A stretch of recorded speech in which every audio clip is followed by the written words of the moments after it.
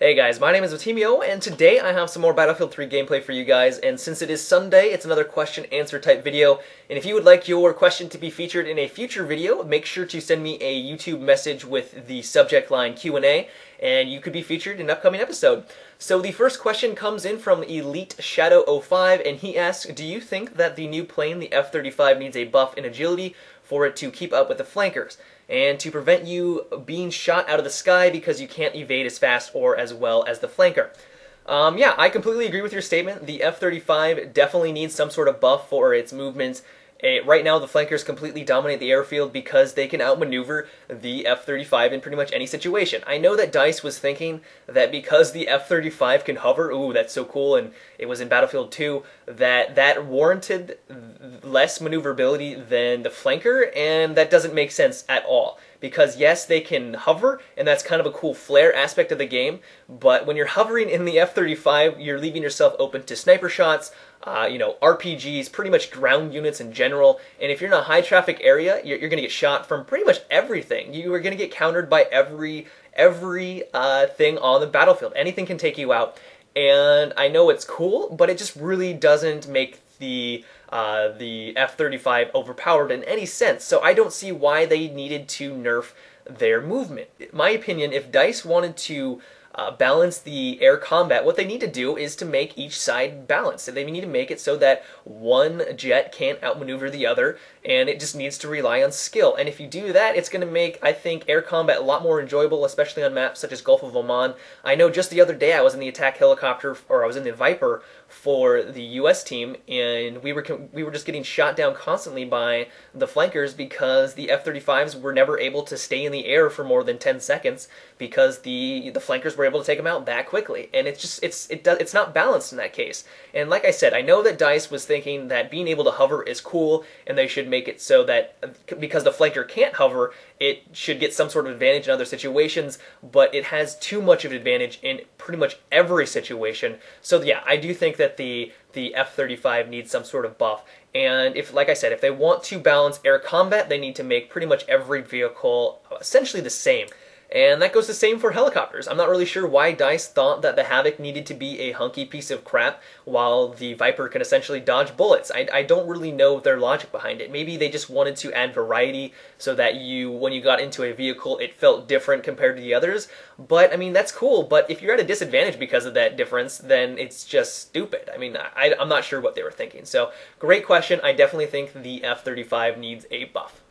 Alright, so the next question comes from Neo Proxt, and he asked if you could remove one thing out of Battlefield 3, what would it be? And for me, this is an easy one, and may not be one that you expected, and that is the sun. And not to completely get rid of the sun, because then that would make every single map a night map, but to tone it down significantly, because right now, I know that DICE was trying to make the sun and the atmosphere and the feel of Battlefield 3 much more realistic. They wanted to make it feel like you were really on the battlefield, and I feel like they succeeded in that, but I think they pushed it a little bit too far with the sun, because there's a lot of maps such as Damavan Peak or Sharkey Peninsula, and if you're on Sharkey Peninsula and you're on offense, that first base for rush can be an absolute nightmare, because you're essentially running into the sun, and it's blinding for the most part, and that's really frustrating, and in my opinion, it detracts from the game. And like I said, I know what they were trying to do. They were trying to make it much more immersive and to feel like you're really in a location on, the map or in the world. But to be honest, if I'm out and I'm playing football with my friends, I'm playing catch, and it's noon or 3 o'clock in the afternoon, yes, having sunglasses on is going to make it, not as hard on my eyes, but I'm not blinded like I am in Battlefield 3 when I'm, playing football. I'm not blinded. I can see what's going on around me. And right now, in Battlefield 3, you are quite literally blinded in some situations. You cannot see what's in front of you, and I think that pushes it too far. So I think DICE just needs to tone down their sun a little bit, and we need to know it's there, and it needs to look realistic and everything, but it doesn't need to completely glare out our screen every time we kind of look in its general direction. I think it would make the game a little less frustrating when you get into situations where there's an enemy in front of you, but you can't shoot him because the sun's in the way, and that just is annoying. So if I could remove one thing out of the game, I wouldn't completely remove it, but I would tone down the sun. And the final question comes in from a user named Scientist004, and he asks, what do you think about the destruction in this game? Is it fine, or should there be more/less? And if you asked this question a couple of months ago, before the Back to Karkin expansion pack, I would definitely say there needs to be a lot more destruction. And I think there still needs to be more for those vanilla, those original maps. Because, I mean, if you play an Operation Metro, there's only a couple of walls that you can take out, and if you shoot at one of the pillars, you can kind of take out some of the tiles. And while that's cool, it really does not feel like destruction in Bad Company 2. I mean, you could take out entire buildings in Bad Company 2, and it was extremely satisfying. You could kind of tailor how you wanted to approach different objectives, and it was a huge aspect of the game.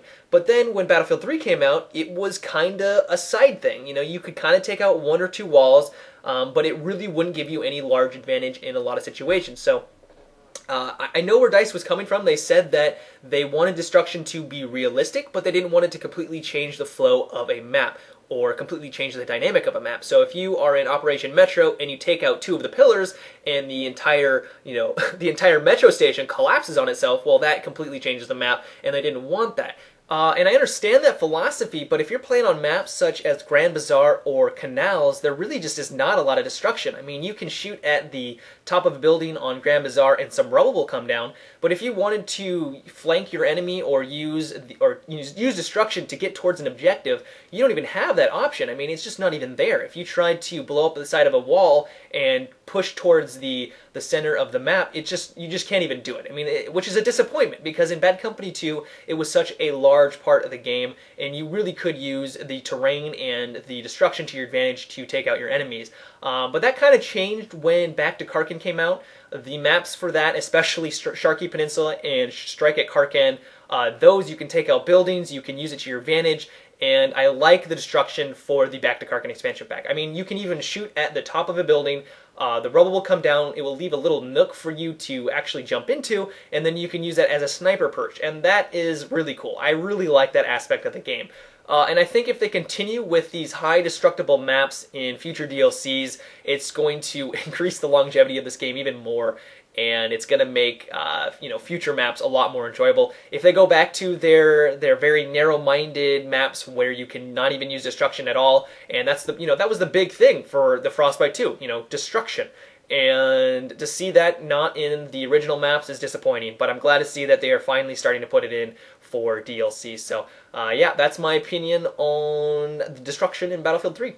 So this about wraps up the video, guys. This was just some sniper footage from last night's play session. It was kind of sniper montage-y, not really. It was just some fun gameplay, and I know you guys really enjoyed the sniper action. But if you guys enjoyed this video, I would appreciate it if you give this video a thumbs up, and if you haven't already, make sure to subscribe to my channel for more Battlefield 3 content.